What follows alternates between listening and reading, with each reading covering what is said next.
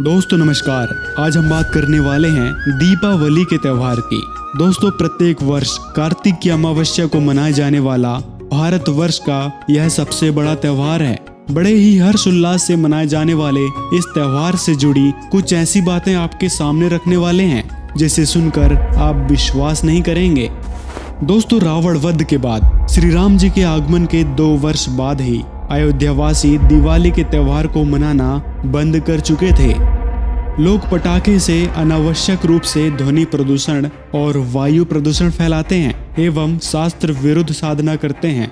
अब इस त्योहार ने मात्र एक आडंबर का रूप ग्रहण कर लिया है।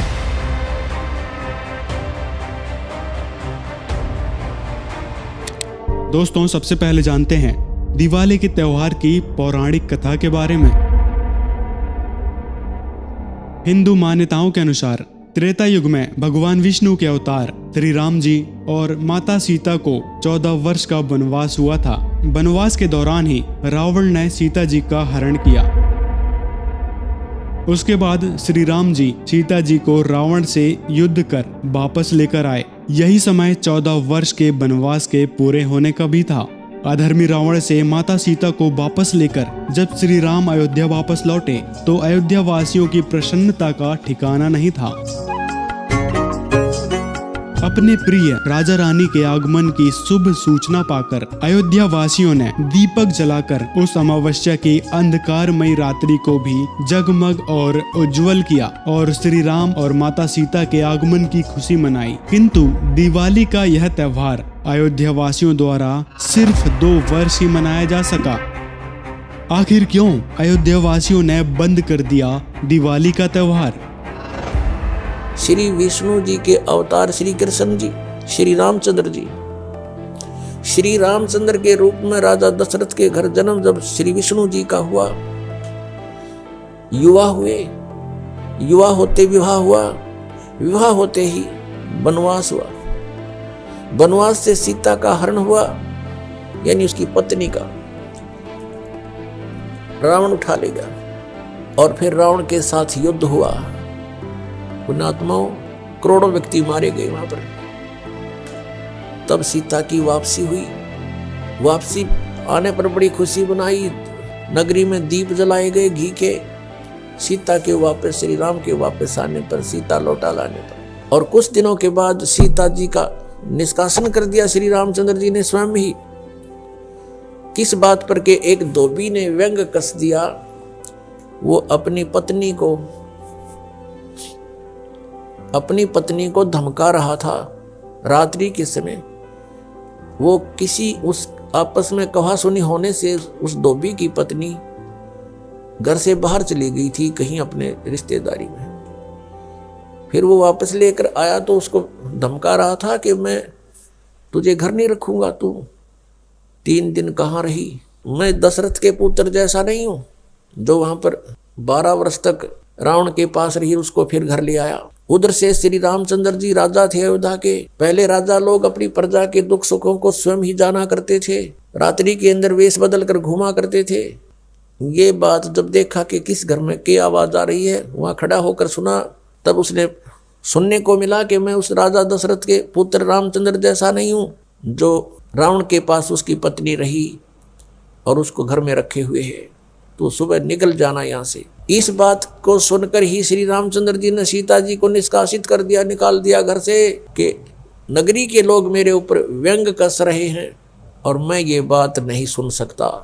पुण्यात्माओं जब सीता जी को रामचंद्र जी लाने लगे रावण का वध करके लंका का राज्य विभीषण को देकर, तब श्री रामचंद्र जी ने कहा था कि मैं तेरी परीक्षा लूंगा और यदि परीक्षा में सफल होगी तो मैं ले चलूंगा, नहीं तो नहीं ले चलूंगा। मैं तुझे अग्नि में जलाऊंगा, यदि तू अग्नि में जल गई तो समझूं तेरी कि तू कलंकित थी, तू रावण को समर्पित हो चुकी थी, और यदि अग्नि में तू नहीं जली तो मैं निष्कलंक जानूंगा, तब तुझे ले चलूंगा। ऐसा ही किया गया। सीता को अग्नि में बैठा दिया और हजारों की संख्या में दर्शक थे। सीता जी नहीं जली और सब ने कहा कि भगवान निष्कलंक है, माई निष्कलंक है और इतनी कठोर परीक्षा लेकर के वापस अपने घर लाया था, और फिर एक व्यक्ति के कहने से श्री रामचंद्र जी ने उसको निकाल दिया अपनी पत्नी को। तो कहाँ गई वो उसका अपना जजमेंट? तो ऐसे ये राजा के योग्य भी नहीं थे ये लोग, और हम इनको भगवान मान रहे थे। एक गर्भवती औरत को अपनी को घर से बाहर निकाल देता है, कहीं मरो कहीं जाओ, कोई बात थी यार? फिर परीक्षा लेने की क्या जरूरत थी?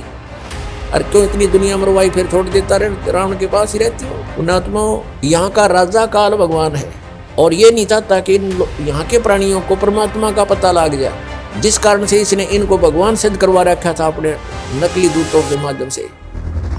अयोध्यावासी इस घटना से इतने दुखी हो गए कि उसके पश्चात अयोध्यावासियों ने कभी भी दिवाली का त्योहार नहीं मनाया, किंतु लोकवेद को सत्य मानकर अंध श्रद्धालुओं ने मनमाने रूप से पुनः इस त्योहार को मनाना शुरू कर दिया, जिसका अब न तो कोई महत्व है और न ही कोई अर्थ है।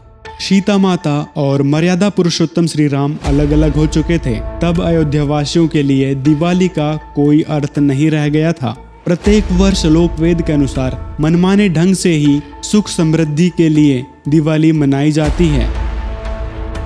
भारतवर्ष में केवल हिंदू ही नहीं बल्कि सिख और जैन धर्म के लोगों द्वारा भी इस त्योहार को मनाया जाता है। जैन धर्म के लोग इस त्योहार को महावीर जैन के मोक्ष दिवस के रूप में मनाते हैं तथा सिख समुदाय इसे बंदी छोड़ दिवस के रूप में मनाते हैं। यहाँ उल्लेख करना आवश्यक है कि वेदों में पूर्ण परमात्मा का नाम कबीर देव लिखा है। उसे ही बंदी छोड़ भी कहा जाता है। उसका नाम कबीर है। वह पापनाशक है और बंधनों का शत्रु होने के कारण उसे बंदी छोड़ कहा जाता है।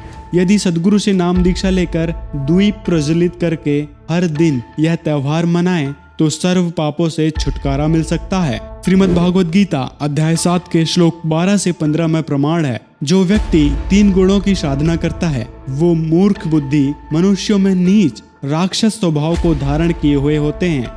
श्रीमद् भागवत गीता अध्याय 16 के श्लोक 23 में लिखा है, शास्त्र विरुद्ध साधना करने से न तो लाभ मिलेगा न ही गति होगी। दोस्तों, आप जानते हैं दिवाली मनाने से क्या लाभ होता है। दीपावली शास्त्र विरुद्ध व लोक वेद पर आधारित मनमाना आचरण है। इस कारण इससे श्रद्धालुओं को कोई लाभ नहीं मिलता है। लक्ष्मी जी और गणेश जी की पूजा से कोई लाभ नहीं है, क्योंकि यह शास्त्रों में वर्णित साधनाएं नहीं हैं। व्यक्ति अपने कर्मानुसार ही फल पाता है। निर्धन व्यक्ति कितना भी ध्यान से पूजा करे, यदि उसके भाग्य में धन नहीं है तो उसे पूर्ण परमेश्वर कबीर जी के अतिरिक्त विश्व में अन्य कोई देवी देवताओं से धन नहीं दे सकते। भाग्य से अधिक आकांक्षा रखने वाले को पूर्ण परमेश्वर की भक्ति करनी चाहिए। दोस्तों, इन सारी बातों से अब एक निष्कर्ष निकलेगा। पहले हम जानेंगे हमें किसकी भक्ति करनी चाहिए। श्रीमद् देवी भागवत महापुराण में देवी जी यानी दुर्गा जी अपने से अन्य किसी और भगवान की भक्ति करने के लिए कह रही हैं। इससे स्पष्ट है कि देवी दुर्गा से भी ऊपर अन्य कोई परमात्मा है जिनकी भक्ति करने के लिए दुर्गा जी निर्देश दे रही हैं। इससे स्पष्ट है कि देवी दुर्गा जी की भक्ति करना भी व्यर्थ है। वह पूर्ण परमात्मा तो कोई और है। पूर्ण परमात्मा की जानकारी तत्वदर्शी संत ही बता सकते हैं, जो स्वयं पूर्ण परमात्मा होता है। गीता अध्याय 4 के श्लोक 34 में गीता ज्ञानदाता ने तत्वदर्शी संत की खोज करने के लिए कहा है। पूर्ण संत चारों वेदों 6 शास्त्र 18 पुराणों और सभी ग्रंथों का पूर्ण ज्ञाता होता है। वह उसका सार जानता है। वर्तमान में इस पूरी धरा पर एकमात्र तत्वदर्शी जगत गुरु संत रामपाल जी महाराज हैं, जो सभी धर्मों के ग्रंथों से प्रमाणित रहस्यमय ज्ञान बताते हैं।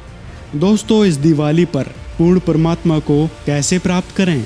कबीर परमात्मा ही सर्वोच्च सर्व सुखदायक परमात्मा है। वे बंदी छोड़ हैं, वह पापों के नाशक हैं। पूर्ण परमात्मा को पाने के लिए ऐसे महान सद्गुरु तत्वदर्शी संत रामपाल जी महाराज की शरण में आकर उनसे पूर्ण परमात्मा प्राप्ति के बारे में, यथार्थ भक्ति विधि के बारे में सत्य ज्ञान अर्जित करें। इस संसार में एक पल का भरोसा नहीं है। कबीर मनुष्य जन्म दुर्लभ है, मिले न बारंबार। जैसे तरवर से पत्ता टूट गिरे, बहुर न लगता डार। अतः आप सभी से निवेदन है, शीघ्र अति शीघ्र संत रामपाल जी महाराज जी से नाम दीक्षा लें व सत भक्ति की शुरुआत करें।